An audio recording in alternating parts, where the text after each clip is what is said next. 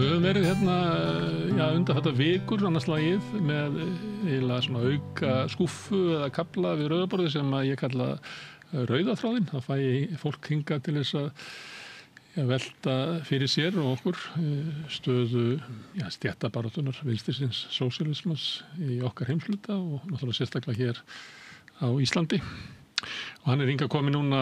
Bjarki Þór Grönfeldt sem stjórnmála sálfræðingur og vast aðstoðarmaður Guðmundar Inga, formanns VG, sem var formaður tíma. Því VG? Heyrðu, hefur við kannski að byrja þar, að því ég nefndi VG að síðustu kosningar voru náttúrulega reiðarslag fyrir VG. Það var líka reiðarslag fyrir Pírata sem féllu út af þingi, sem að ég held að þau hafi ekki reiknað með svona nema kannski alveg á síðustu metrunum og sumir upplöfu það væri líka að það hafi ekki verið góða kosningar fyrir sósíalistaflokkinn sem að bætti ekki við sig fylgi en tapaði heldur ekki. En Samfylkingin náði góðri kosningu og svo hefur við verið að fylgjast með skoðanakönnunum og þá sjáum við að Samfylkingin vex. Og þá gætum við haft búið til svona tvíliða spurningu hjá þér, hvort að þessir þrír flokkar sem hafa ekki náð inn á þing, sósíalistar, VG og Píratar, hvort að þeirra tími sé bara liðinn. Hvort að þeir geti einhvern veginn, eða kjósendur þeirra, rætt eitthvað annað, kannski nýjan flokk vinstra megin við Samfylkinguna með eitthvað svona framboð eða hvort að staðan sé svo eins og hún víða reyndar oftar í það sem eru einmenningskjördæmi það sem að kjósendur og kannski áhuga fólk vinstrið gangi til liðs við Samfylkinguna og hún getur orðið einhverju svona risa breiðtjaldi frá miðju yfir á vinstri. Hvað? Ég að byrja það að spá. Já, þetta margt í þessu en eitt sem rífaðist upp fyrir mig þegar ég var að hlusta á þennan eingang að í síðustu kosningabaráttu þá var mikið talað með þessa þrjá flokka sem voru að dansa við 5% voru reyndar sem voru þá VG, sósíalistar og Píratar öðru hvoru megin þetta við og reyndar oft undir líka en það voru margir að spá því að það myndi eitthvað að gerast og loka metrunum að það eitthvað neginn svona þessi fólk sem aðeins róttækari hugsun að það myndi safna saman á einn af þessum flokkum þegar kæmi í ljós hver af þessum flokkum væri annarkvæmt lífanlegastur eða þá hefði það þurft að koma fram í könnunum að einhverju þeirra sliti sig frá og væri augljóslega kosturinn. En það gerði það ekki og sem að og þetta fólk virðist hafa mikið til bara að fara einfall á Samfylkinguna það sem áhugavert að það ennþá að gerast að ef við skoðum trendin í síðustu skoðanakönnum þá virðist rauninni fylgistap þessara flokka ennþá vera yfirstandandi þó reyndar kom einhver einu maskinukornir minni mig núna nýlega það sem að VG og Píratar aðeins brögguðust en Píratar fóru í 5% í einni könnun. Já, einmitt. En sósíalistar hafa náttúrulega verið á mikilli niðurlið og samanlagt fylgi þessara þriggja flokka heldur sé ekki að aukast. Nei, og það sem áhugavert í þessu að náttúrulega það virðist vera bara Kristrún Frostadóttir virðist bara vera leiðtogi vinstrimannum þessa myndir þrátt fyrir það vera kannski engin sérstakur vinstrimaður sjálf sem bara mjög áhugavert og bara vel gert hjá Samfylkingunni. Það náttúrulega nýr hópur sem stýrir Samfylkingunni núna það kannski að hafa það í huga og þetta hópur sem greinilega sá að Samfylkingin sofandi risi því að Íslendingar heilt yfir á miðjunni og það náttúrulega ástæðan fyrir því að Framsóknarflokkurinn poppar alltaf upp, kannski áratugs fresti eða svo og sprengir út af sér. Já. Þannig að það bara spurning hvort að það haldi áfram, það 20 í sögur annars vegar húsnæðismálin og efnahagsmálin svona í breiðara samhengi, vextirnir og annað hvernig Samfylkingunni tekst að tækla þau mjög svo mikilvæga mál. Sagan segir að það mun ekki verða þannig til eilífðar að fólk muni fylgja sér Samfylkinguna sem valkost. Nei, alls ekki. En þau hafa eins vegar þau hafa verið mjög klók í því hvernig þú hafa valið þessa slægi, bara eins og veiðigjaldamálið í sumar sem var vissulega náttúrulega mjög stórt mál, ég ætla alls ekki að gera lítið úr því, en í grunninn var það tiltekna mál þessa hækkun veiðigjaldana var svona tiltölulega, getum við sagt, það lagfæring á kerfinu, ekki kerfisbreyting en þeim tókst að spila því út sem kerfisbreytingu og svolítið svona sparka í útgerðarauðvaldið sem að höfða til mjög margra vinstrimanna allavega, þannig að það held ég að aukist. Og þjóðarinnar bara, þetta er ekki vinsælasta fólk á Íslandi, Nei, alls ekki. Þannig að það var pólitískt klókt hjá þeim og þau hafa náða að sópa talsvert saman, talsvert miklu af vinstrafylgi núna, bara á síðustu missurum og það svona ræðist af því held ég líka hvernig vinstrinu tekst að skipuleggja sig í framhaldinu. Hvort að það haldi áfram. En Samfylkingin er ekki svona afgerandi í neinu og er sömuleyti styður óbreytta stefnu. Þetta er ekki róttækur flokkur, alls ekki. Og heldur ekki í framgöngu á engan hátt. Á Íslandi þá hefur verið við hliðina á svona krataflokknum sem hefur oftast valið að starfa til hægri. Að þá hefur verið vinstri flokkur og flokkar síður allan tíman og löngum tímum þá var Alþýðubandalagið stærra en Alþýðuflokkurinn og VG var stærra en Samfylkingin á tímabili. Og þessi, ef maður horfir yfir söguna þá er þetta kannski kjósendahópur sem slagar upp í kannski 25% í Reykjavík en gæti sögulega farið í svona 20% á þingi, svona gróft talað. Og við nefnum þess að 3 flokka, Sósíalista, VG og Pírata, ekki vegna þess að kannski Píratarnir eigi ekki heima í arfleið gamla Sósíalistaflokksins, Alþýðubandalagsins, VG og Sósíalista núna, ekki forystu þeirra. En Ólafur Þ. Harðar og hans fólk hefur dregið það fram að kjósendur Píratanna eru mjög líkir kjósendum VG og Sósíalista. Þetta er bara sama fólki í rauninni. Nei, í rauninni, en þótt að þessu öðruvísi fórustan ólík, sko. Já, mjög miklu ólíkari fórusta heldur en kjósendahópur. Þannig að sögulega gæti maður sagt þessu að já, að Samfylkingin að reyna að spenna sig yfir mjög breitt svið. En það er sögulega á Íslandi hópur kjósenda sem vill vera meira afgerandi og sætti sig ekki við svona móðsuðu kratana. Sko, já, en Alþýðubandalagið var náttúrulega einhvers konar, hann byrjaði náttúrulega sem kosningabandalag fyrir það fyrsta og var að mörgu leyti tiltölulega breytt og þar var, hjá þeim var náttúrulega prinsipið að það myndaðist aldrei svigrúm til vinstri miðað við það og þess vegna sprungu ríkisstjórnir annað því það var bara prinsipið að gera allt að halda því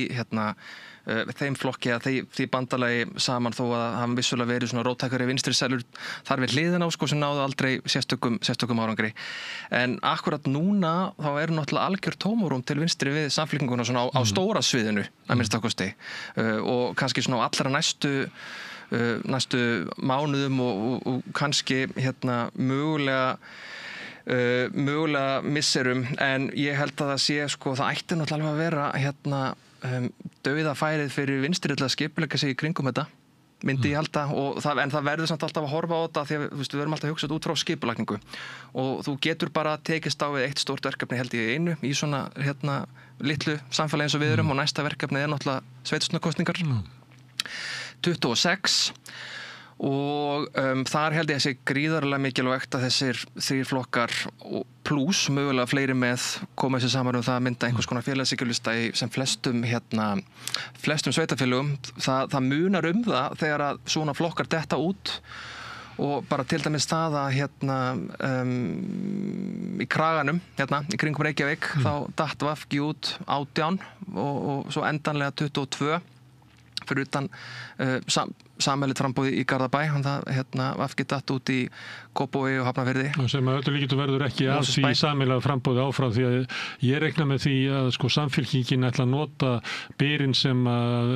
leikur flokki núna til þess að fara í eigin nafni í öllum kjördæmum öllum sveitafélögum ekki nema bara einhverjum mjög sérstökum ástöðum veljiður eitthvað það er þá bara val sem að þau verða að taka en það eru svona hlutir þegar það eru svona flokkar á vettvangi þá eru alls konar hlutir sem að bæði færi betri farveg því að benda á þá og þú veist ég veit það til mig í þessum bæjarfélögum sem ég nefndi áðan að þeirra VG datt út með sérstaklega með grænumálin að þá mættu þau mál miklu meira afgangi en það hafðu áður gert einfallega því það var ekki fulltrúi sem kennið sig við grænt framboð sem var á vettvangi og gat bent á ýmis grænmál og annað í skipulagsmálum. Og þá að vísa í sveitarfélög þar sem Sjálfstæðisflokkurinn hefur verið lengi við völd að þessi skárra hafa VG mann í stjórnarandstöðu í Garðabæ og Seltjarnarnesi. Sko allavega það sko en hérna og engi gerir ráð fyrir því að þeir verði hluti af meirihlutanum. Reyndar stendur sjálfstæðisflokkur ekki sérlega vel þessa dagana og til þess ekki á Seltjarnarnesi held ég. Held að það ekki vel. Einmitt, en það munar sko hérna þessar raddir og ég til dæmis bara eins og við síðustu sveitarstjórnarkosningum ef við skoðum framboð Sósíalistaflokksins þá var það bara hér í Reykjavík, ekki satt. Og hérna ég held bara það séu heilmikil tækifæri í því það sem það er hægt að fólk vinni saman en hérna hins vegar þá held ég að sé ekki verið að fara að leggja niður enginn á þessum flokkum verður sko hérna það verður ekki róttæk breyting á starfsemi þessara flokka held ég alveg það er þótti róttæk breyting til þess fyrir VG ef að VG myndi ekki bjóða fram í eigin nafni hérna í þú nefnir Kragan og kannski Reykjavík það myndi mörgu þykja róttæk breyting á starfi flokksins og það flokkurinn sko kennitalan til ennþá hann á bakvið en það verður þá ekki bóðið fram í nafni VG. Sko ég hérna þegar ég var eins og myndist á aðstofamaður hérna tíma að þá gerði ég með það að hérna reyna að skanna podcast-heiminn eins vel og ég gat og þar á með hlustaði ég á hérna sjónvarpsins á 50 daga hjá miðflokksmönnum sem ég geri reyndar blessunarlega ekki lengur þó þau séu stundum skemmtilegir en hérna þar var þeim tíðrætt það sérstaklega hérna svona alveg hérna fyrir þessu tæpu ári síðan þetta vor og sumar og haust sem var mörglutum mjög skrítið að þeir varu svo hissa á því hvað hérna man ekki nákvæmlega orðalægin það var eitthvað á þá leið hvað ræturnar í þessu illgresi væru samt harðar af sér það að segja VG þannig að hérna VG náttúrulega með struktúr og sögu og hérna og skipulag ekki síst sko og svæðisfélag út sem dekka allt landið. Það er skipulag til framboðs. Þannig að þú ert að tala að þessir flokkar og þá VG ætti að vera horfað til var eitthvað svona sameiginlegs framboðs. En það dæmi það út allt land það sem VG með blönduðum framboðum sko. Hérna hefur verið frá upphafi ég nefni hérna Fjarðabyggð til dæmis Ílistin Ísafirði hérna sjálfsagt fyrir listar sem ég hérna man ekki að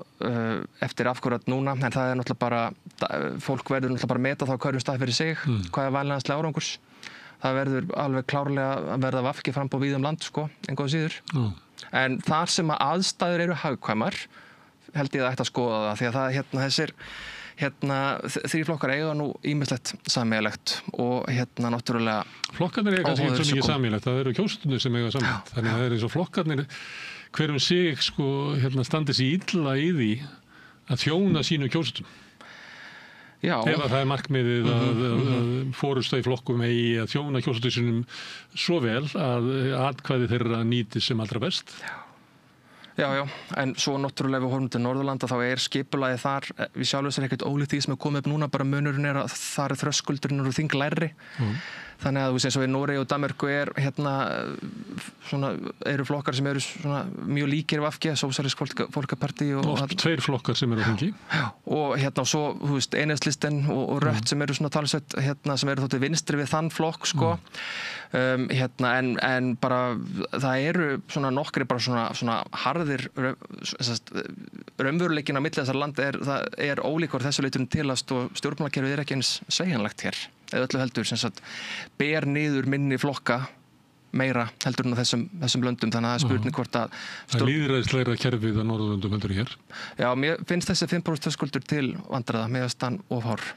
Það kvartar reyndar enginn yfir því sem var yfir honum þannig að það er nýtt að VG hafi fengið áhuga á 5% þröskuldunum Já, en svo bara svona stjórnmálafræðilega og hérna í svona víðari pælingum sko þá hérna þú veist og það náttúrulega er svo sem veitum við viljum kannski ekki fara út í það akkurat núna en pælingar kjördæma skipan og annað sem að þarf að fara að skoða sko. Það er mjög afleitt. En ég benti á þetta löngu áður en að sko Sósíalistaflokkurinn bauð fram. Ég benti til dæmis á að í kosningunum 2013 sem að niðurstaðan var sú að Sjálfstæðisflokkur og Framsókn fengu út úr þeim kosningum svona eiginlega súpermeirihluta voru með 40 eitthvað þingmenn held ég. Þeir voru með 24%, þeir voru með 48% atkvæða en mjög ríflega meirihluta á þingi að út af kjördæmakerfinu að þá mistum við af því að hafa þarna inn á þingi 2 fulltrúa frá Dögun einn fulltrúa frá lýðræðisflokki Þorvaldar Gylfasonar, einn flokki frá flokkur heimilanna sem að Arnþrúður Karlsdóttir eða Pétur út af við sögu hefði ekki farið inn á þing og við getum talið svona áfram. Og þetta hefði verið miklu skemmtilegra þing sem endurspeglaði miklu meira svona eina pólitísku deiglu sem var í íslensku samfélagi þá. Ég held að það geti verið gott fyrir íslenskt samfélagi að hún hafi verið kæfð og við höfum fengið þarna svolítið afgerandi ríkisstjórn Framsóknar Sigmundar Davíðs og Sjálfstæðisflokks Bjarna Ben. Ég held að það geti verið betra þing sko. Já, Framsóknarflokkurinn náttúrulega græddi á kjördæmakerfinu í þeim kosningum og þetta svona bara minni mig á það að 2017 þá fekk VG einmitt 17% í þingkosningum og fekk út á það 11 þingmenn og svo í næstu kosningum fekk Framsókn 17% og fekk 13 og ég meina í þingstörnum munar hvern mann sko. Já. Þannig að kjördæmakerfið ekki gott fyrir smærri flokka og er þarlegandi kannski ekki gott fyrir eitthvað svona endurnýjun því að ef þú ætlar endurnýja eitthvað svona þá verður að taka áhættuna að verða lítill. Það er ekki gefið að komi fram. Kannski erum við að fara því þú vitnar í sögunu í Alþýðubandalagið og bæði Sósíalistur gamli og Alþýðubandalagið urðu til út frá þessum að hluti af því sem ýtti undir mótur þessara flokka var klofningur frá Alþýðuflokknum. Og kannski, ef maður ætlaði að taka svona bara sagfræðilegu glerun á þetta, þá geti ég sagt til að Bjarki, það mun ekkert gerast neitt stórvægilegt þarna á þessu sviði, fyrr en að þenslan sem er á tjaldi samfélkingarinnar núna mun rifna og það verður sá vinstri hluti samfélkingarinnar sem þar og þannig bara þróunin með flokka á Íslandi. Það gerist þannig að forystan reynir að draga flokkana til hægri sem gerir líf vinstri sinnaðri flokksmanna óbærilegt inn í honum og þeir klofna frá honum. Og stundum er það að vera að saka vinstri mennunum að kljúa, en raunverulega er það hægri menninni sem að kljúa með því að fara með flokkana og ekki hlusta á sjónarmiðina vinstri. Það verður endurnýjun á öflugum flokki til vinstri við samfélkinguna þegar að tjaldi rifnar. Það hvort að þanið á tjaldi samfélkingarinnar sé það mikið að heldur núna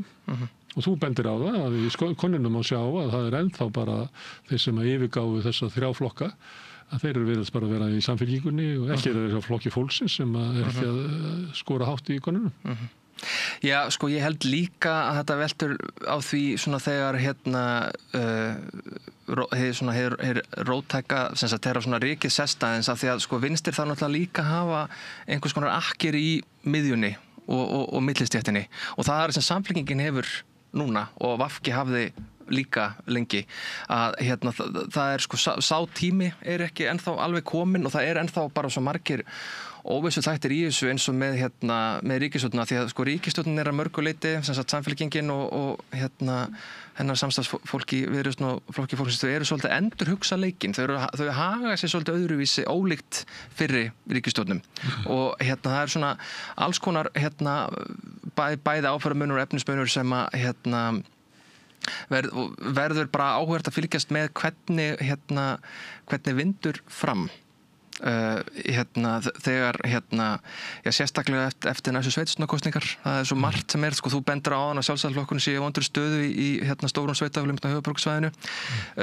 Samfylkingin er að fara inn í kosningar í Reykjavík eftir að hafa verið meirihluta í 16 ár óslitið og með í ríkisstjórn með alla þessa flokka með sér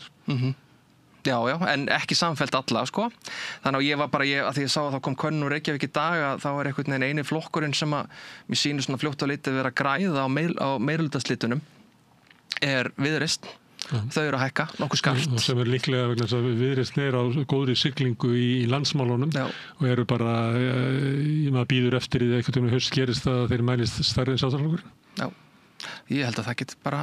vel gest og svo það eru alls konar hlutir það verður alltaf fólk náttúrulega hætta við líka að fólk kremji svolítið á miðjunni þú sér Framsóknarflokkin núna þau eru greinilega ekki að ná í ég heyrði Ólaf Þ. Haraldsson tala um þetta daginn og þau eru ekki að ná í þessa því þau eru miðjuflokkur í grunninn og kannanir sýnir það að kjósendur þeirra eru miðjufólk En þau hafa velið á einhverja vitlausa taktík. Þau hafa verið í þingi í kompaní með auðvaldsflokkunum, getum við sagt, miðflokknum og sjálfstæðisflokknum, að reka erindi stórútgerðarinn og fleira sem að ég held að sé þegar það spurðum afstöðu til þess til kvótakerfisins að þá það kannski bara valla helmingur sjálfstæðismanna sem að styður það og kannski bara þriðjungur miðflokksins en enn færri í Framsóknarflokknum, þannig að þessi vegferð held ég hafi reynst Framsóknarflokknum miklu dýrari og enginn af þessum flokkum að skora samkvæmt könnunum. En við þarf kannski að segja það að kannanir sumar og yfirleitt, þetta náttúrulega svolítið billegt, fólk spurt að þessu og það ekki eins og að veggist í einhverja meiri háttar sjálfskoðun áður að svarar. Oft pikkar það bara eitthvað sem einhver sveifla með og alls konar svoleiðis. Þannig að það kannski mikið að leggja of mikið mat á svona stöðu í skoðanakönnunum. Þó að það sé augljóst sem að gerast. Það augljóst að sósíalistarnir að missa fæturnar. Og það augljóst að samfylkingin að sigla miklum byr. Meðal annars að því ég held að fólk sé bara svo döðsleifandi fegið að sjálfstæðisflokkurinn sé ekki lengur í ríkisstjórn. Já, það einmitt, en svo kannanir maður náttúrulega aldrei að taka of mikið mark á einni körun, það verður að vera langtíma trendi sem að skoða þær og það eitt sem að, þú veist, mér fannst mjög áhugavert þegar maður stúderaði þessar tölur eftir síðustu kosningar var að VG náttúrulega misti talsveit mikið fyrirgefið til Samfylkingarinnar, það augljóst, en við getum sagt umtalsverður minnihluti einhvað sem ég fór yfir til Viðreisnar sem eitthvað sem maður hafði ekki endilega séð fyrir sér allavega klárlega ekki þegar Viðreisnar stofnaði á sínum tíma því að fannst maður þetta vera svo gífurlega ólíkir flokkar en svo það bara svo margt sem skiptir máli, það bara einhver stemning og þú veist, Viðreisn bara þau eru bara frekar einhvern veginn þau eru bara svona líbó og frekar græn og fleira, þannig að það var heilmikið af fólki sem einhvern veginn fór yfir út á þessum málum Þau voru náttúrulega mjög, held ég að verða að segja svona populíska kosningabaráttu. Þeir lofuðu vinstri velferð og hægri efnaðsstjórn sem að því það við ætlum að gera rosalega mikið fyrir alla en við ætlum ekki að hækka skatta sem eiginlega svona típisk populísk loforð. Ég meina, þú veist, þetta verður flókið haust og annað þegar koma fjármálaáætlun og fjárlög og annað og það verður alltaf sé ekki svona, kannski fyrst núna sem að svona reyna á þetta Herðu, en ef við skoðum þetta landslag og segjum að það sé breiðtjald hjá Samfylkingunni sem að svona frekar hægri helmingurinn hefur búið til og náð að spenna yfir svolítið vítt svið. Bjarki, af hverju hættir þessu ekki bara og gengur í Samfylkingunni og reynir að hafa áhrif á hana þannig að hún sé svona kannski ekki svona alveg hægri sem það er og spyrjið þið bara svona venjulegan VG-mann. Já, það margt margt gott fólk í Samfylkingunni, það vantar nú ekki marga ágæta vinni þar. Gæti þér ekki liðið vel þar inni? Í Samfylkingunni? Já. Jú, eflaust það náttúrulega auðvitað skurn á milli þessara flokka hefur alltaf verið og það var það sem kannski manni fannst kannski hvað segir maður, það var það sem var einhver liti vandkvæðum háð til þessi síðustu ríkisstjórn var að við varum ekki sömu með borðið. Það fannst því að ég held að VG oft gott að samtala við Samfylkinguna og Samfylkingin kannski ekki síður gott að samtala við VG. En VG ennþá til og það eru sveitarstjórnarfulltrúar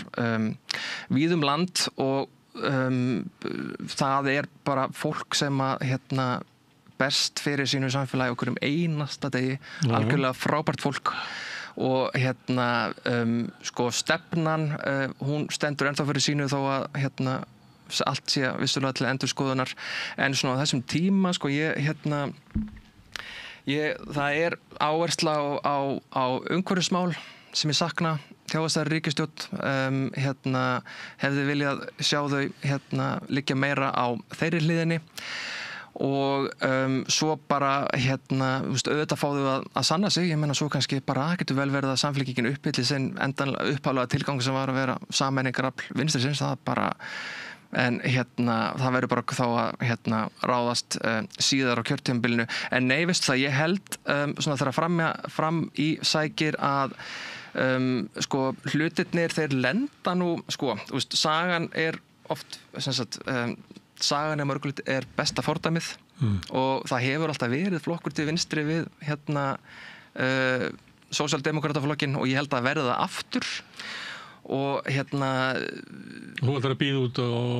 eyðimörkinni. Þetta engin eyðimörk, ég meina, þú veist, ég held að það sé að mörguleiti frjór akkur, það bara, þú veist, það bara ekki verið að plæja hann, sko, og þar bera VG ábyrgð, sósíalistar bera ábyrgð og Píratar ef þeir vilja vera með þeir þá bera þeir líka ábyrgð þar og sko varandi samfylkinguna og það var náttúrulega mjög mikið af fólki sem að ég þekki sem hefur alltaf kosið VG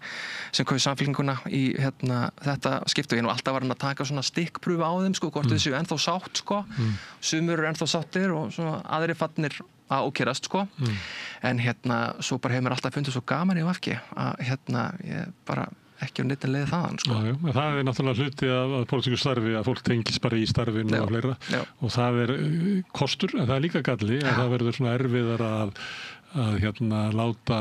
hugmyndinar og hugsuninnar á það svona kerfin þvælast. Já, við verðum nærsýn. Við verðum svolítið nærsýn. Það málið. Þannig að það er flokk vinstra megin Samfylkinguna og þú nefnir umhverfismálin. En ef ég myndi spyrja þig, hvað það sem að flokkur til vinstra megin við Samfylkinguna, hvað það sem að hann hefur, eða ætti að hafa, sem að Samfylkingin hefur ekki? Sko, það þarf alltaf að hafa samfélagið til róttækrar endurskoðunar, finnst mér og ég held að til dæmis það sem að þó að ýmislegt hafi verið gert á undanförnum eða semst í síðustu ríkisstjórn sem að ég ætla kannski ekki að fara út í smáatriðum hér en þá til dæmis að vantar finnst mér meiri áherslu á húsnæðismálin. Það ekki, okkur tókst ekki að bjarga þeim. Ekki 7 ár. En þeir, það sem var gert, það þarf alltaf meira, þannig að það þarf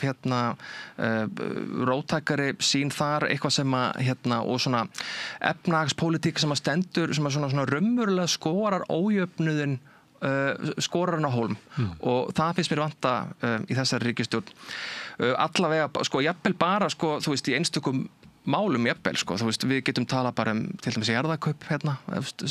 jarðita sem verða að kaupa upp út land. Það eru þannig slík mál sem að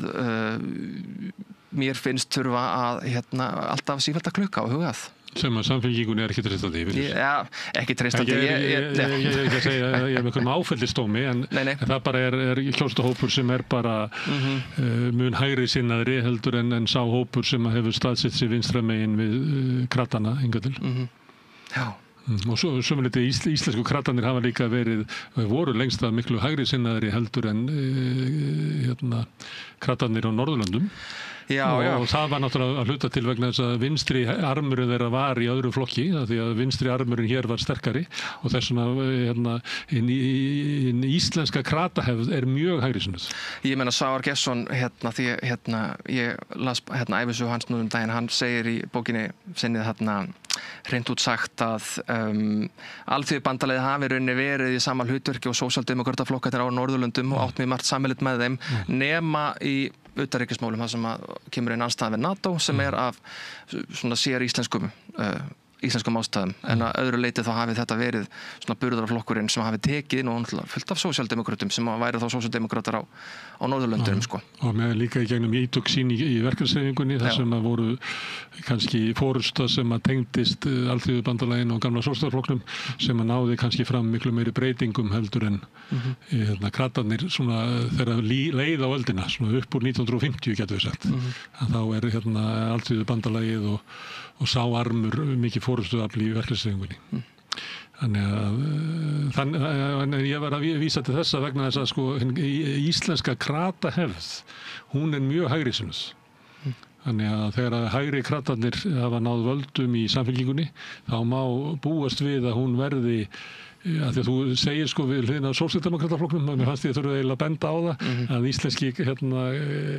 krataflokkurinn hann miklu hægri sinnari heldur en sósíaldemókratar og Norðurlöndum. Já, en ég komin, veit ég hvort þið komin nógu mikil reynsla núverandi fórustu til að dæma nákvæmlega hversu hægri sinnum hún Já. En hún náttúrulega inni í ríkisstjórn með Viðreisn og Viðreisn fær öll atvinnuráðuneytin, fær fjármálaráðuneytið og þar mjög ráðandi í efnahagsstjórn Það má vel vera að Kristrún í krafti sinnar reynslu og menntunar geti haft þar einhver áhrif en svo uppskipting ráðuneytanna að þá Viðreisn leiðandi flokkur að þessu leyti og það mun kannski komið ljós núna í fjárlagafrumvarpinu sem verður lagt fram. Hversu hægri sinnu þessi ríkisstjórn Já, ég meina það gífurleg pressa á sérstaklega flokki fólksins að skila árangri fyrir þeirra hóp, sko. Það þú veist, það það sem að manni kannski það svo margt í þessu, sko, hlutinni breytast líka svo hratt að einhvern veginn það að Viðreisn og flokkur fólksins færu saman í ríkisstjórn var eitthvað sem maður hefði ekki séð fyrir ekkert svo löngum síðan og ég var að fletta upp einhverjum gömlum könnunum daginn af einhverju elni og það var könnun sem var tekin minnum í mars 2016 alveg beint ofan í vintrismálið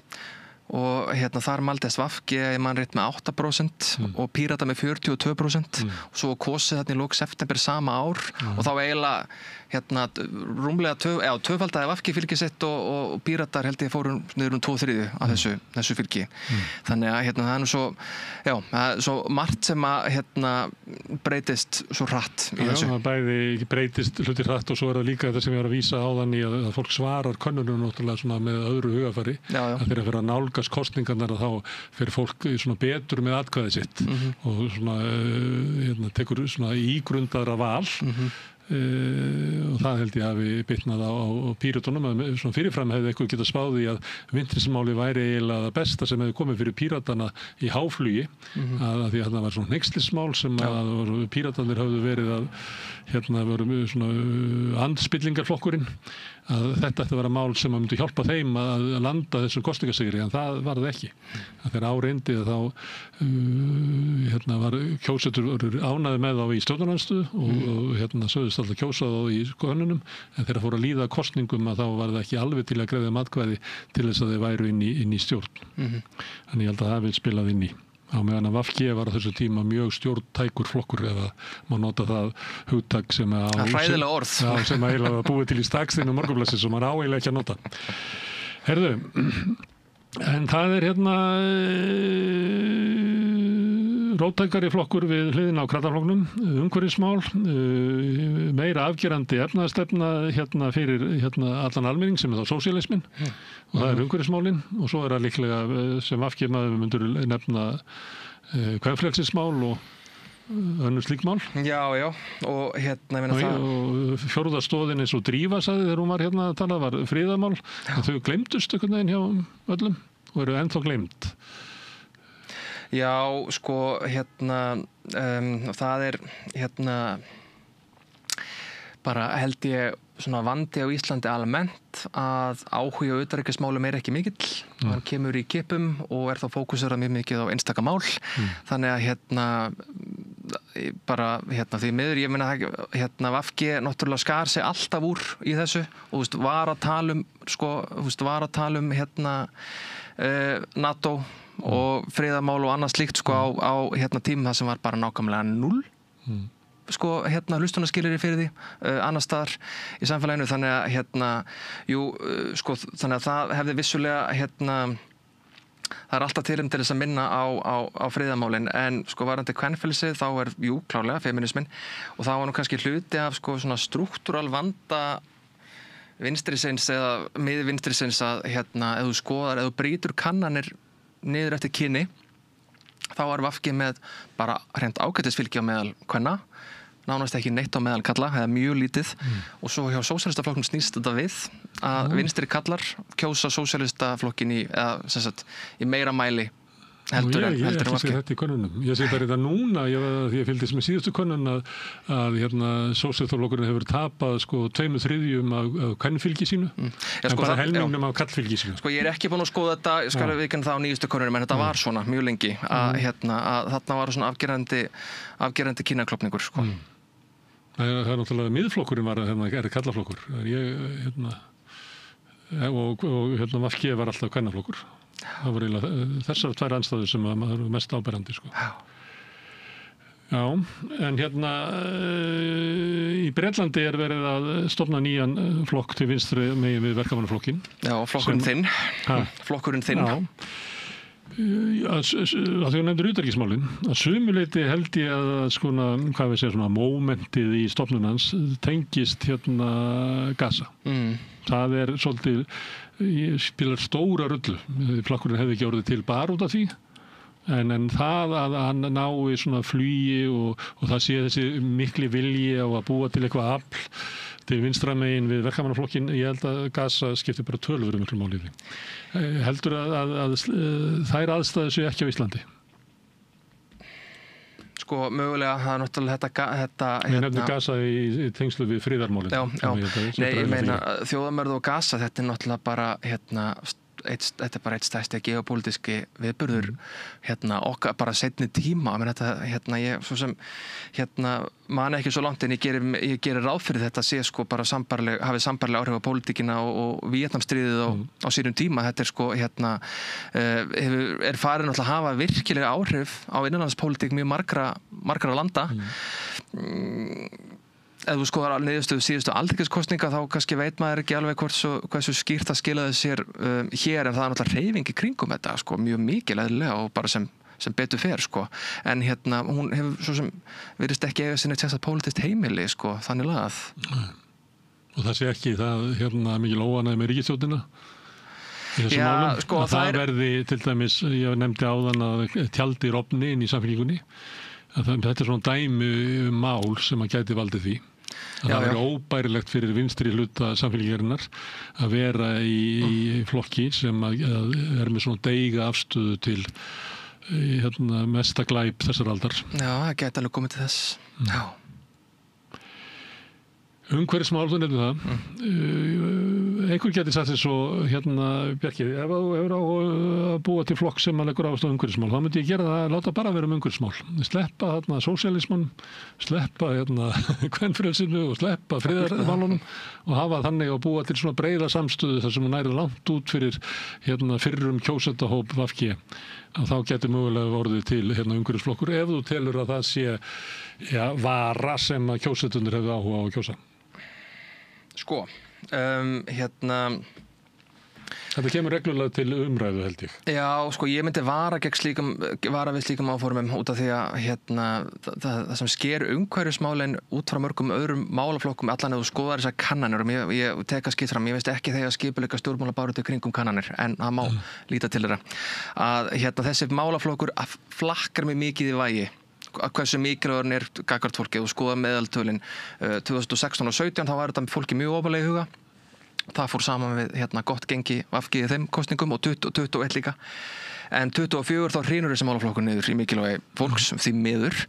og þannig að það væri sko það að byggja, ég held einfaldlega allavega í íslensku samfélagi eins og það er byggt upp núna þá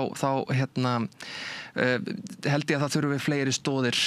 undir flokka en bara þetta eina mál sko. En það hafa samt verið tilraun, ég menna Björt framtíð var mörguleiti tilraun í þessa átt, hún var ekki sko alfæri grænt flokkur en það var mjög byggt mjög mikið á grænum áherslum þar sko. Og og einhver tilraun til þess að fá umhverfismálin kannski meir inn á miðjuna sem er bara fínt, skilurðu. En ég held að þetta þurfi að því umhverfismálin þau eru náttúrulega tengjast líka svo mikið félagslegum málunum sósíalismanum og það er það sem að kannski vinsturinu skortir það er að svona geta tjáð sig til dæmis þessi réttlátu umskipti sem við stundum talað hvernig við breytum okkur yfir í grænt samfélag án þess að koma niður á aukinni stéttaskiptingu. Þannig að svona, ég veit ekki, kannski er bara því ég er svo félagsmótaður, ég sé þetta allt saman sama þráðinn sko. Já, þannig var hugmynd VG að það eru svona, segjum þetta séu 4 stóðir. Já. Og gallinn við að hafa 4 stóðir í frambúði er að fólk getur verið fylgjandi einnig þeirra og verið með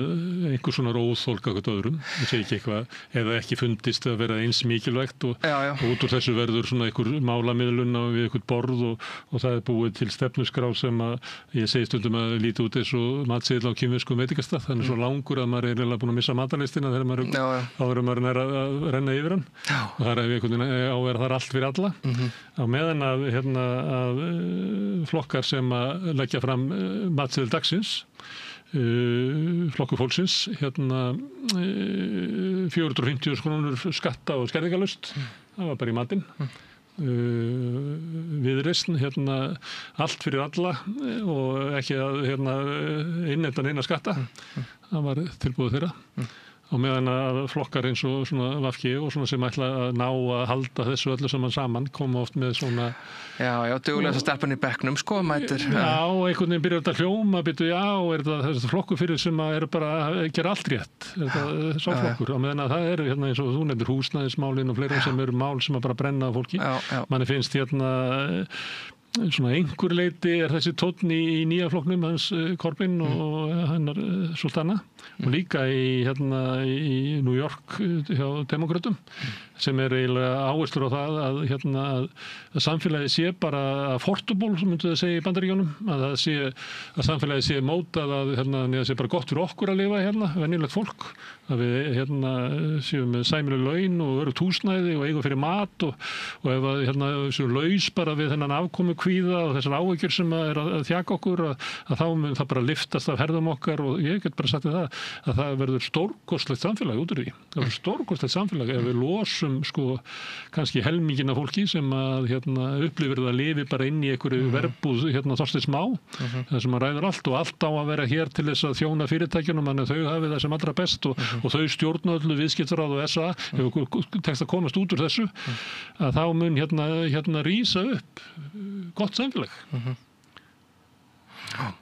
Já, mér finnst áherslan að vera þarna. Nei, bara ekki spurning, sko, við viljum ekki að myndist einhvers konar svona tvöfalt samfélag eða stétt, svona virkilega stéttskipt samfélag sem manni finnst vera í uppsiglingu, sko. En já, það sem þú varst í fyrirhlutanum, þá varstu svona vísir hreinleikan, sko. Þú veist, þetta er keppnin það, sko. Ég veit ekki, fólk bara, þú veist, kemur sér saman að því þú vísar í þessa 4 stóður og vissulega það, menn að við það að auðvitað sko fólk fer inn í stjórnmál út af einhverju, þú veist, og mér finnst að vera að færast sko í aukana, sérstaklega kannski ungu fólki að þetta er svona mitt mál sko, þú veist, ég byrja að taka þátt út af þessu, þú veist, hvort það getur nefnt geðheilbrigðismálin, loftslagsmálin, húsnæðismálin og svo framvegis, en það verður náttúrulega bara að hafa félagsþroska til þess að geta sko einstaklingshyggin samfélagsþáttaka. Já, en það sem ég er að vísa til er bara það að fólk náttúrulega bara á að koma sér saman þessi svona helstu stefnumál, það númer 1 og 3 sko, og oft hefur það nú tekist líka sko. Það munur á þessu að velja matseðil dagsins, að við ætlum að búa til samfylkingu með litlu þessi það sem er brýnast í íslensku samfélagi, sem eru húsnæðismálin, sem er þetta og þetta. Þú mátt ekki segja meira en þrennt. Hinn kosturinn er að við söfnum saman öllum sem við vilja breyta samfélaginu og þessi vill bara auka aðgengi að tónlistarkennslu í dreifðari byggðum og þessi vill auka veg transbarna í skólakerfinu og svo heldur við áfram og allt í náttúrulega komið með 600 punkta lista og það er eiginlega listin að í það að ég kjósi þennan flokk er það að ég er bara fylgjandi öllum jákvæðum breytingum en það vantar kannski svona, það er ekki kannski alveg skýrt af hverju ætti ég að kjósa þennan flokk nema ég ætla bara að eyrnamerkja mig að vera sá sem að styður bara öll góð mál. Já, það er náttúrulega verkefni stjórnmálamanna að samþætta kröfur almennings og og reyna að búa til sko hvað sem maður kallar að matseðil dagsins eða allavega aðeins styttri matseðil og það er nú það skemmtilega við að taka þátt í stjórnmálum er að kynnast öllu þess að fólki sem samt kemur með sín mál sko inn í starfið og jú, vissulega stundum eru þau mjög sértæk eða mjög almenn en það er líka sko bjútið við að vera í stjórnmálastarfi er svona að heyra þetta allt saman líka og það náttúrulega það er það sem að náttúrulega hefur knúið mann áfram í þessu þetta er samt bara svo skemmtilegt sko að fara að kynnast öllum þessum málum líka sko. Já,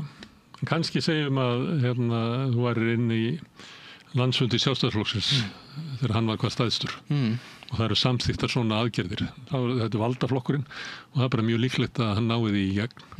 en ef þú ert í flokk sem er utan þings og ert að fara að lista upp 600 atriði sem þú ætlar að gera það sem er ekki ljóst hvort þú komist í aðstöð til þess að gera neitt að því Hvort að það verði svona annað eðli flokka, þegar ég verðum að vitna þarna í svona næstu í ný framboð sem að vera til út í heimi, sem að taka svona ákvörðunum að keyra á tiltölulega fáu, en með svona almenna yfirlýsingu það að við erum styðjum alla réttindabaráttu almennings. Já. Og einu náttúrulega stað okkar við hliðina á þeim sem eru kúaðir og fátækir. Já.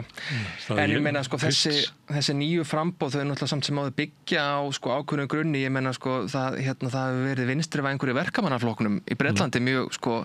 hann var aldrei, hann var náttúrulega beinlínis við völd tíma þegar Corbyn var formaður og þá bjó ég út í Bretlandi og það var alveg og varla það, hann náði nú aldrei hann náði aldrei flokksskrifstofun undir sig. Nei, en hann náði stórkostlegum árangri í 2017 í kosningunum þá, það var og í sjálfu sér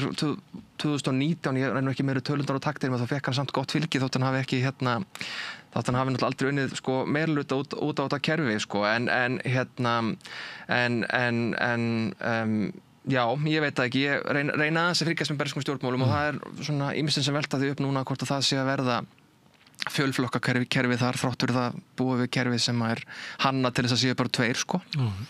það bara mjög líklegt að verði. Herðu, en staðan með stóra krattaflokkin sem náttúrulega siglir seglum þöndum. Jú. En allir vita að muni eitthvað að bresta og það er mjög erfitt fyrir þau að halda þessu fylgi sérstaklega þegar við erum með gríðarleg vandamál í samfélaginu eins og húsnæðiskerfið. Við erum með grunnkerfi allar stjórnarstefnan eykur á ójöfnuð. Við erum með námslánakerfið sem ónýtt og ýtir undir ójöfnuð. Við erum með húsnæðiskerfið sem ónýtt sem ýtir undir ójöfnuð og þar fram til götunum. Við erum með meira að segja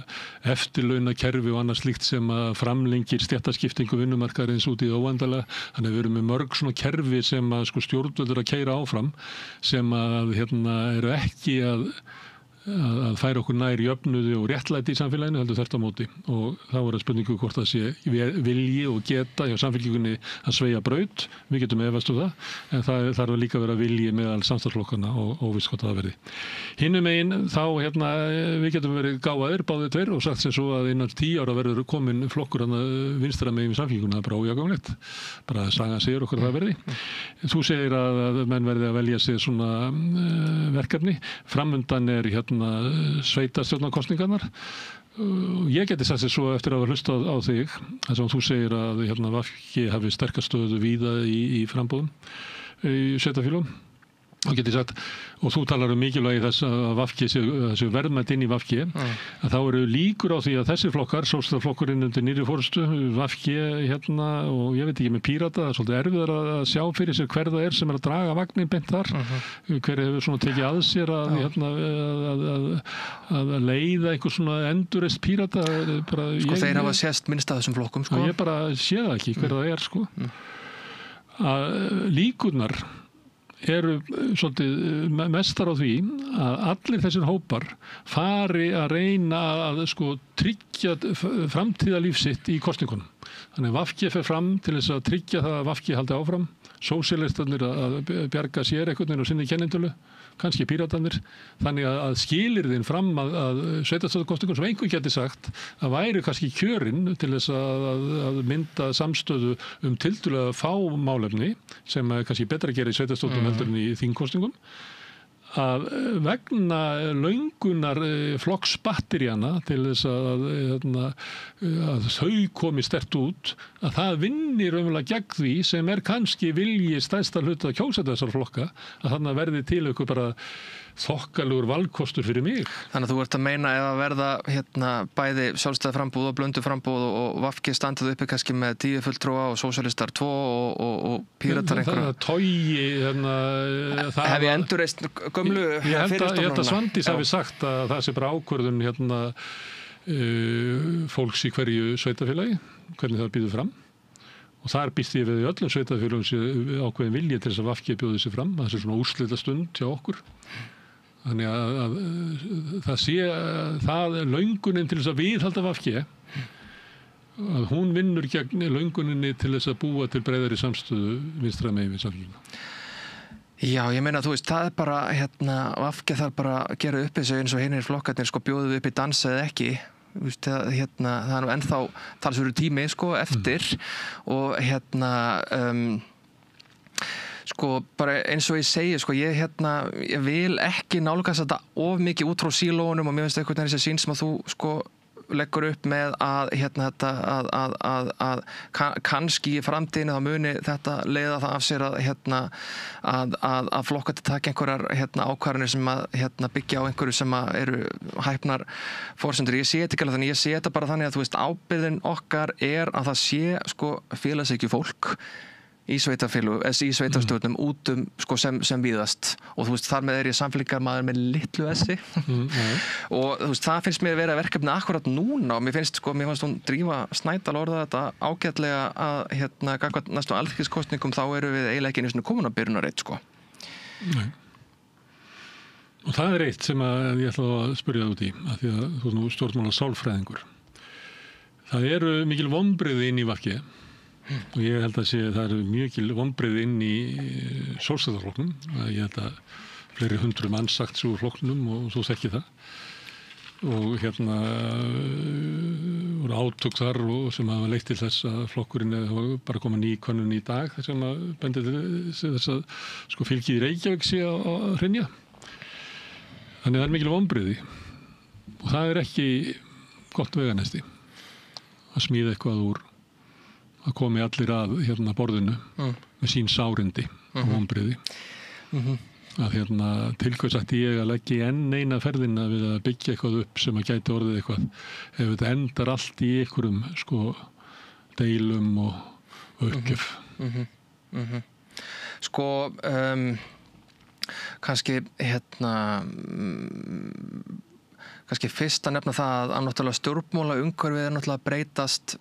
almennt og þessi þetta mikla rið samfélkingarinnar og einhvern veginn að vinstri vængurinn hafi farið sko þangað inn allan með svona afgerandi hætti það er nýtt og ég held að við séum ekki alveg búin að við erum ekki alveg búin að fóta okkur á því sko hvað nákvæmlega gerði þessi síðustu kosningum. Ég skal samt segja það sko að því ég náttúrulega var mér virkur á bak við tjöldin í þeirri kosningabaráttu eins og fyrir kosningabaráttum að kosningabaráttan var alveg ótrúlega skemmtileg sko. Þetta var var sko stuð í okkar bekk sko en þó að það skemmtilegt strand. Sko þó að það hafi ekki endilega skilað sér út en það er bara sko góður lærdómur þegar þú tekur þátt í stjórnmálum að sko þú veist þú getur einhvern veginn tikkað í öll bóksinn og gert allt svo vel og bara frábær stemning í þínu liði en því mér uppskerðu ekki endilega alltaf eftir því og þannig ég held að það sé sko það er nú hluti af því að vera með sko flokka sem hafa svona strúktúr og sögu að það eru svona bæði handtökin en líka taugarnar sem skapast sko af því að þetta er náttúrulega þetta er langtíma verkefni en jú, náttúrulega bara mikil sorg að að VG hafi dott út á þingi það er ekki spurning sko. Ég að spyrja, þú veist, þetta er svona kjósendahópinn og svo þetta með forustuna en svo þetta með svona hóp sem að veri líklegur til þess að vilja taka þátt í einhverju starfi og eitthvað svona. Sá hópur, hann er ekki upp á sitt besta núna eftir átökin í Sjálfstæðisflokknum eftir fall VG. Þetta er ekki svona kannski hópurinn sem að þú kemur svo að ég vitni nú í er ekki svona Þorgerður Katrín alltaf svona koma svo svona handboltastemming. Sko, hún er náttúrulega mikill peppari sko. Ég hefur ekki áhyggjur af því að þú segir að það er erfitt að átta sig alveg á því hvað raunverulega gerðist í síðustu kosningum þarf ekki hópurinn að átta sig alveg á því áður en að fer að leið einhverja braut. Sko við verðum náttúrulega sko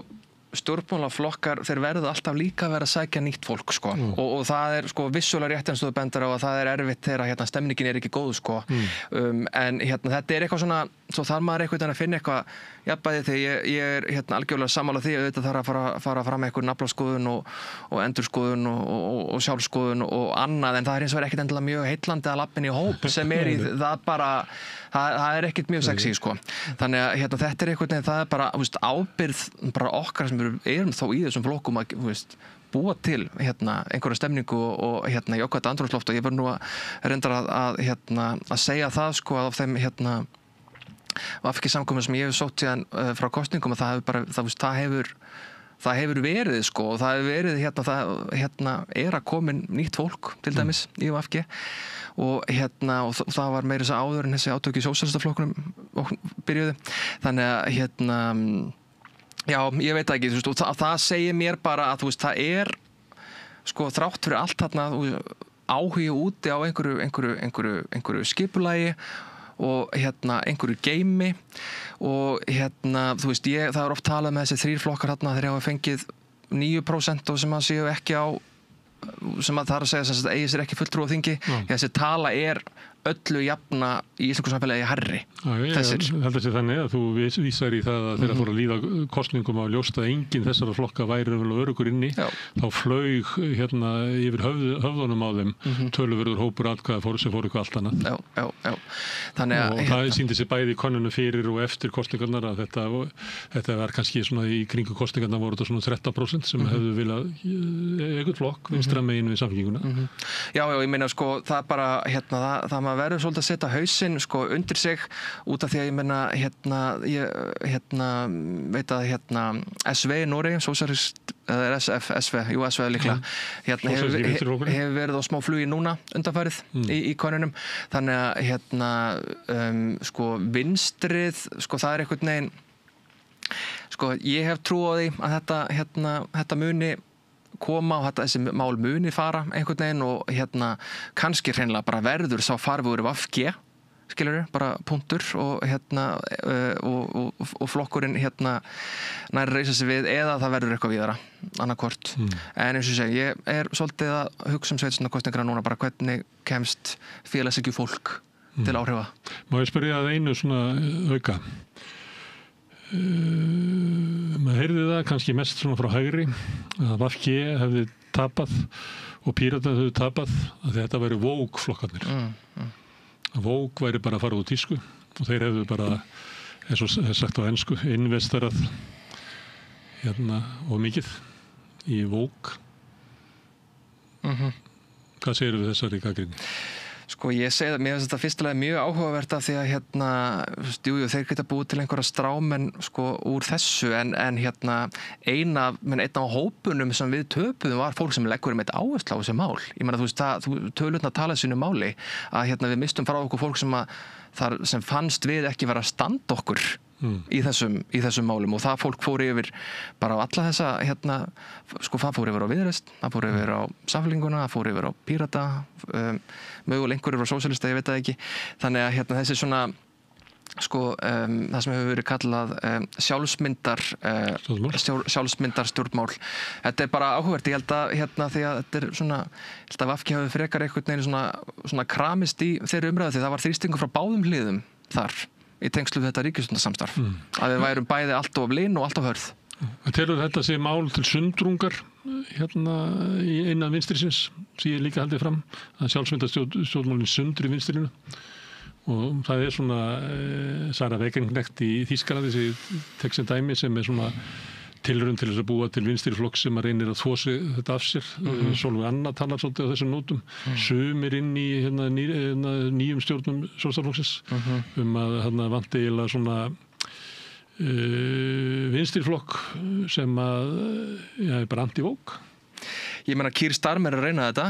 í Bretlandi með mjög afgerandi hætti og það ekkert að segja sko það hafi búið eitthvað sérstakar árangur neinu sko vinstri flokku verður alltaf að leggja áherslu á mannréttindi og hafa þau mjög óvarlega á matseðlinum en Sósíalismi án mennsku sé eitthvað. Já, en ég meina sko miðflokkurinn veit stundum ekki alveg hvað við í VG gerðum en með öllum þessum þessum vókstrámurum sem þeir einhvern veginn reyna að reisa í kringum okkur en nei, veistu það, við fjallum eitthvað þessu sko, það held ég ekki. Herðu, Bjarki, gaman að fá þig hingað að koma og tala vinstriðið og sósíalismann og stjórnmálinn hjá okkur. Takk fyrir mig. Takkilega. Og við höldum áfram að ræða þessi mál og kannski fæði þið bara aftur seinna í kannski stærri hópi að ræða vinstrið á Íslandi. Þetta er spennandi. Já, takkilega. Já, þetta þá lokin á Rauða borðinu í kvöld. Ég þakka Bjarka og öðrum gestum sem hafa hingað komið og Maríu Lilju og Birni Þorláks fyrir að taka viðtöl og segja fréttir fyrir í kvöld. Pétri Fjallsteð og Laufeyju Líndal Ólafsdóttur fyrir að taka upp og senda út en ykkur þakka ég mest sem að við verið að hlusta á þetta spjall okkar og breytt í fjölmiðlun. Það þið sem hafi byggt upp samstöðuna, dreifingar í samstöðuna bara með því að segja vinum og vandamönnum frá efni sem að þið hefði heyrt hér eða séð og ykkur líkar. Og þá leitar fólk okkur uppi og finnur okkur á Facebook undir nafni Samstöðunar, á YouTube undir nafni Samstöðunar, í öllum hlaðarsveitum undir nafni Samstöðunar og einstakra þátta líka og í útvarpinu á FM á Stórhöfuðborgarsvæðinu 89,1 og þær útvarpsendingar nást alveg upp á sunnavert Snæfellsnes, langt upp í Borgarfjörð, upp á Litlu kaffistofu út á Reykjanestá. Þar fyrir utan má sækja þær útvarpsendingar á spilarann. Spilarinn er á netinu, spilarinn.is og spilar líka app sem má hlaða niður í síman og hlusta á Samstöðun og allar íslenskar útvarpsstöðvar hvað sem er í heiminum, það sem er net og annað borð. Svo erum við komin í sjónvarpið til þeirra sem er svo heppin að skipta við fjarskiptafyrirtæki Síman, þar erum við númer 5 á fjarstýringunni. Við erum á leiðinni inn í kabelkerfin á Suðurnesjum og kannski, ef þú vill, ég veit ekki, mun önnur dreififyrirtæki einnig bjóða sínum viðskiptunum upp á efni frá Samstöðunni sem er 24 tíma sólarhring, 7 daga vikunnar, allan ársins hring, samfélagsumræða við þetta rauða borð og í öðru þáttum Samstöðunnar. Það sem knýr Samstöðuna áfram fyrst og fremst er sá hluti áhorfenda og áhærenda sem hafa gerst áskrifundur. Það eru 1700 manns og rúmlega það sem hafa gert það, fólk sem að telur að samstöðu sé mikilvæg í íslensku samfélagi og leggur þá samstöðunni lið með því að gerast áskrifundur. Það kostar 2750 krónur á mánuði grunn áskriftin. Mörgum finnst það að vera lágt verð með við það efni sem við búum til, en fólk má borga meira ef það vill og þeir sem að kjósið getur látið áskriftin að renna sem félagsgjöldin í Alþýðufélagið og það er einmitt Alþýðufélagið sem á og rekur samstöðuna. Þetta er tilraunarverkefni, allt sem við gerum hér og líka þetta form að hvort það sé hægt að búa til fjölmiðil sem er fyrst og fremst í eigu áhorfenda og áheyrenda. Ef að þú heillast að þeirri hugmynd, þá ættir að slást í hópinn og fara inn á samstöðun.is. Það er knappur sem ástendur áskrift, þar getur þú skráð þig á tildulega einfaldan hátt fyrir áskrift. En þetta er komið í bili, ég ætla að segja góða nótt og svo hittust við aftur hérna morgun klukkan 8 en við segjum fréttir hér á slaginu 8 frá mánudagskvöldi til 50dagskvöld hérna á samstöðinni. Hvetið til að fylgjast með því. Takk fyrir. Ég heiti Kristinn Sigmundsson og styð Samstöðina. Samstöðin er óháð sjónvarpsstöð sem fjallar þjóðfélagsmál á vandaðan og yfirvegaðan hátt. Ég skora á ykkur að styðja hana með því að gerast áskrifendur. Samstöðin er ómissandi.